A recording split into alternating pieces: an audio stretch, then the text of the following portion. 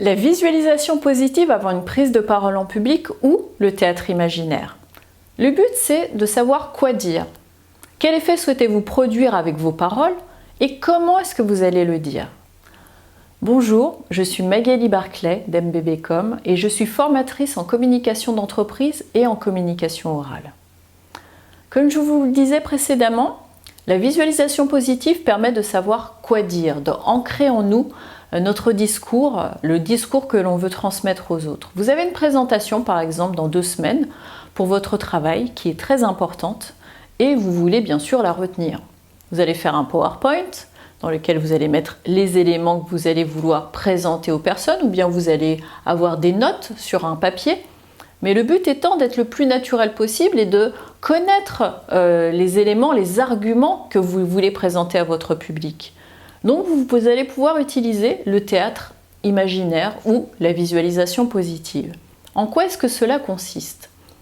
Cela consiste en tout d'abord se mettre dans un endroit un petit peu au calme, tranquillement. Pourquoi pas fermer les yeux et visualiser positivement quelque chose. On va faire un exercice et on va visualiser déjà une orange. L'orange, on va se dire, je la touche, quelle est sa texture? Il y a une texture un petit peu lisse, mais en même temps avec des petites rugosités, je sens la peau de l'orange. Et là, je vais décortiquer, commencer à tirer dessus, qu'est-ce que je ressens? Et là, en même temps que j'ai décortiqué l'orange, je commence à avoir du jus d'orange qui coule un petit peu sur mes mains et je sens une odeur un petit peu sucrée et en même temps un petit peu acidulée. Ça me donne vraiment, je commence à saliver, de plus en plus envie de prendre un quartier d'orange que je mets dans ma bouche et là j'ai vraiment ce goût sucré et acidulé et ainsi de suite. Donc vous voyez qu'en visualisant, le cerveau finalement ne fait pas totalement la différence entre la réalité et la visualisation puisque j'en suis arrivée à saliver parce que j'aime beaucoup les oranges et que juste après je vais aller en manger une.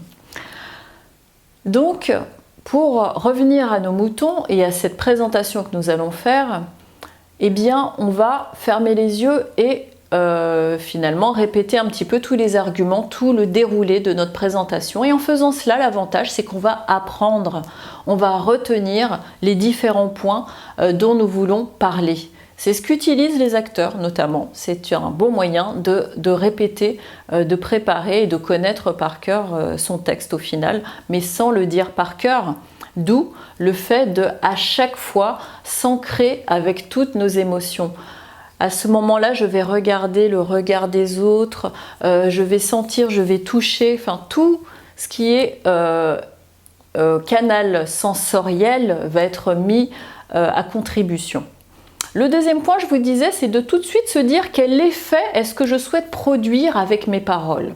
Donc je vais parler de tel point, tel point, tel point, et j'ai envie qu'en face, je sois convaincante et même que je les choque. J'ai envie de les choquer pour qu'ils se disent « Oh, mais choquer dans le bon sens, c'est génial !» J'ai envie carrément d'avoir cette envie-là. Donc ça veut dire qu'il va falloir que, dans ma façon de le présenter, eh bien, déjà dans les mots que je vais utiliser, j'utilise des mots forts.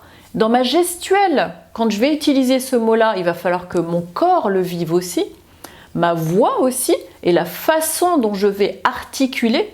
Quand je vais dire ce fameux mot, peut-être, je vais utiliser une formule de style où je ne vais pas leur dire dès le début et puis je vais leur faire deviner. Tout d'un coup, je vais leur dire le mot et je vais leur dire d'une certaine façon pour que vraiment ce soit une surprise pour eux.